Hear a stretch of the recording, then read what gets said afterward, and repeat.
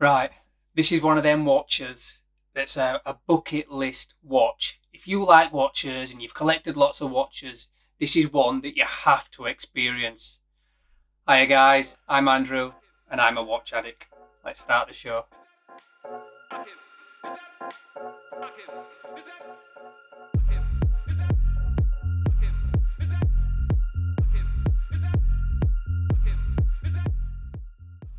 That's right guys, today is all about the Grand SEIKO Sports Quartz GMT SBGN003. Yeah, first time, get in there. So yeah, it's a fantastic little watch. Little is one of the things that strikes me about the size. Although it's a 30mm watch, 39mm watch, the lug to lug is only 45mm, so it makes for a bit of a shock when you first put it on, actually. Anyway, wristwatch check. I'm wearing my Christopher Ward C65 super compressor. Super nice, super comfy. Really enjoying it, actually. But today is all about Grand SEIKO. This is the first time I've got hands on with a Grand SEIKO watch, and it's actually fantastic. It really is. So what have we got today coming up? Well, we've got the Grand SEIKO, obviously. We've got a bit of watch wisdom at the end as well. Very, very interesting stuff. And it's right. Loom is just like boobs. I'll tell you more later. And we've got a new feature. What does the wife think? Don't know about you guys, but every time I ask my wife something, I just get a different answer every time about the same watch. Right, wrote some notes down. I'm in a rush tonight. I'm going to watch a movie. It's Friday night. So, the first thing I've wrote is quartz.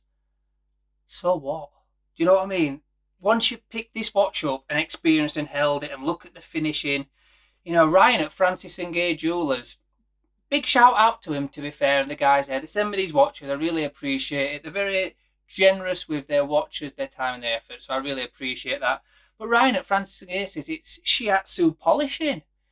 I don't think it's that bad. I think it's quite nice, actually. I think it's a really good style of polishing.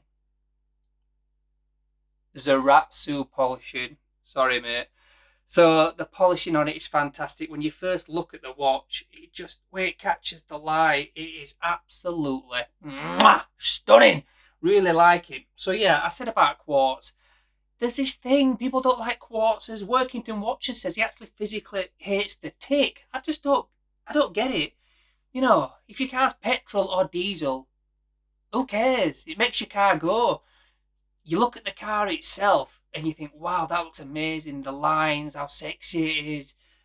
And this is exactly the same. You look at the lines, it's sexy, really good looking. It sparkles in the right place. It's tool-tastic in the right place. And it's got a quartz movement. There is a certain stigma around quartzes, but ultimately, it don't matter once you've got it in hand and you're wearing it. I've totally forgotten it's a quartz really, really quickly, to be honest.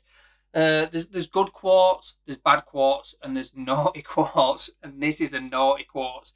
By all accounts, this is a top dog quartz movement, but who cares? Is it diesel or is it petrol? Does it look good? Does it go well? Yeah, this does it all, to be fair. The second bit, and this was a really big thing for me because I borrowed the black dial with the orange tick, and when you see it online in a big image like this, you straight away go to Rolex GMT and the orange hand, the black dial. I get that, but this is a gloss black dial. The markers really pop and polish. And yes, it's got an orange hand, but I swear to God, I must have had this watch about 12 hours before the thought of Rolex GMT even came into my mind, because the sizings are different. Everything, not everything, there's a few similarities like the bezel, but ultimately, it's just they are poles apart in design, so it's a really, really nice watch, and there's no Rolex overlap, if that's something that might concern you as well. Apparently the quartz has got a double tick as well. I'll try and get a slow-mo. If it's here, it means I've got the slow-mo and I've made it work. If it ain't, I'm just making myself look a bit of a tit, aren't I? So, new feature. Oh, that's it, right? That's it. We are going to the close-up, guys. Are you ready? Are you steady? Let's go. Right, guys, this is it. Look at that lacquered dial. It is stunning. So yeah, that is the business. So pop it down there and we'll get some stats up here. So it is 39mm across, and it's a true 39, so that's a good sizing. 19mm lugs, which probably should be made illegal nowadays. It is really, really annoying. It is only 12mm thick, again, super comfy, and adds to that really, really, really good balance. Here's the one that's shocking. Look at that. So that is only 40. It's not shocking, is it? But it's just, it's not, I'm not used to it basically. It's 45mm across from there to there, which is nothing. And if you look at the Rolex Datejust, both very similar size in measurements, but that lug to lug just blows it out the water, doesn't it? So that's probably got a bit more presence, but a little bit, believe it or not, that is a 47 lug to lug, and that is a 45. So there's only 2mm in it, and that actually measures across 39 as well. Oh, knocking my loom torch over, professional. Let's try this now, on camera. Making myself look a bit of a fool here. So that's it measured there. Ho ho ho ho ho! The DJ41 is 39.6. So yeah, they're both 39mm watches. But again, they just do look quite, it does look a lot smaller, doesn't it? Anyway, go away you. So this is just a stunning, stunning piece. It does overlap with the bracelet ever so slightly there. So it does go from a 47 to a 49mm. But it's not the end of the world. It is super comfy, and ultimately it's got that brilliant balance. And it's only a narrow case, so that is a good thing, but it still holds presence with it, and it is, oh, look at that. Really nice. So let's talk about the elephant in the room, the bezel. Does it look a bit like a Rolex bezel? Well, it doesn't look. The Rolex Explorer 2 has got a stainless steel 24-hour bezel with a GMT orange hand, but honestly, I wish I could get older one to do a side-by-side because they are not the same. And this in hand just feels completely different. I have owned the Explorer 2 previously, and it didn't even cross my mind for a long time when I got hold of this watch. Now, one of the key features of this watch for me is the dial, the hands, and the loom. So the dial itself it's probably its best feature. It really is attractive. It's deep, it's rich. If it were big enough, you feel like you could jump in and go for a swim in the black seat. It's really that nice. The orange hand, I love a good GMT. It is set to, what is that? That's 3 o'clock p.m. in New York now for my friend Ben, who I've been talking to about watches for years. So it's funny how it gets around the world, this watch addiction, isn't it? So yeah, the hands are nice, but maybe a smidge difficult to read, I would possibly say. So yeah, that's something to consider. But overall, this watch is a thing of beauty. I haven't taken the sticker off yet, but I tell you what, there's something very interesting. The SEIKO rattle people go on about.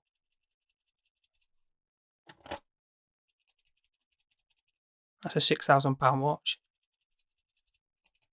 It's really not that bad, is it? So it's a really good thing. The case itself, the design, there's a little bit of polish there. Drill logo, so you can change it out, but change it to what? I've never owned a 19mm strap in my life. Really good size, quite a simple clasp, but because it is it slightly tapered? It's not, it's straight down. But the clasp, because it's small and compact, it's not going to rub on you. It's not big at all. It's minute, in fact. So that is a really good thing to give good balance, fit, and feel. So I am quite happy of that. It is a pull-out, screw-down crown, sorry. And it's, as it says, a quartz. So I think its power reserve is about 4 or 5 years. I have no idea. It's a quartz. You just assume they're going to run forever, don't you? The comfort is really, really nice. I think this is, for a first time experience of a high-end quartz, I'm really impressed. I am really impressed. I think this could be a perfect type of tool watch for me in the collection. Something that you can trust. You're just going to throw on. You don't have to brag. I mean, look at that. That's a 24th at 2:20. So obviously we're way out there. That's no good for me. So yeah, I love the idea of a quartz that you can just throw it on, enjoy it. Right, guys, that's just a quick look, quick first impression of the Grand SEIKO Sports Quartz SBGN003. I would recommend it wholeheartedly. Right, let's go back. It's nice, isn't it? It is so nice. I'll tell you how nice it is. In for loan, I'm actually thinking of buying this one.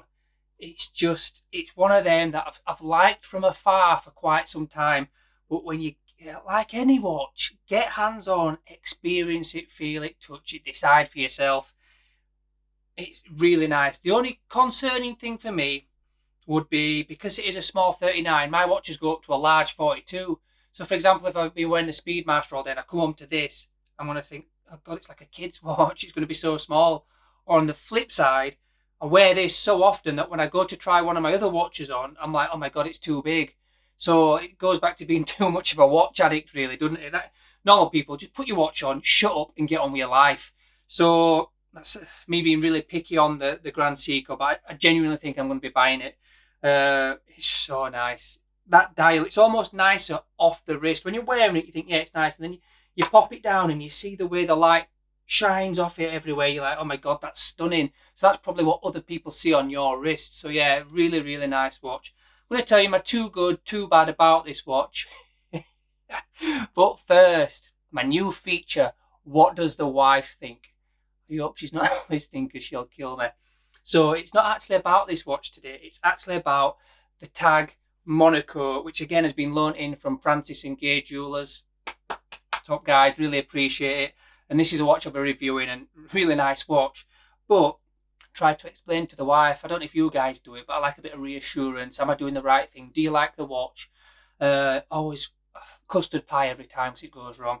But I asked her about the Monaco. What do you think about the Monaco? It's steeped in racing history because it was just Hoyer, and they've got, a really rich vein racing form with cars. And Steve McQueen, he wore it in a movie, a very famous movie. What do you think of the watch, babe? And she goes, it's very square. Who's Steve McQueen? And I'm like, so there you go. Nugget of knowledge and wealth of information from the other half there, guys.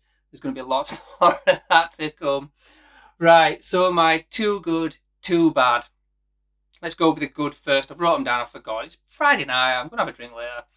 So the too good are, it's the dial. What I've just said about when you put it down and it glistens around and it's a lacquered, shiny, polished dial.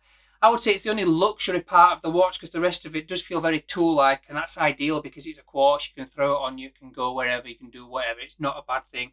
So yeah, the dial and the markers, the way they pop, the way they shine, really, really nice. And the last one is for a fit. Yeah, it's not that bad a fit at all. In fact, it's a good fit. And because it's small, it's comfortable, it really is going to work. So yeah, bizarrely, because it's even got no micro adjustment, which is one of my pads, that's the thing. So my bad ones are, why do I keep looking? I shouldn't have wrote notes, I just remembered it. I'm being lazy. So my bad ones are lack of micro adjustment. It's a big, big bugbear for me. It really does wind me up. Just 2mm, 1mm, whatever. There's just some days, the Christopher Ward has it, they do it really well. Just a little bit of micro adjustment. So yeah, it is a little bit frustrating, but because it's like the Seamaster where it has half links, it's got a really good, perfect balance. It does get away with it.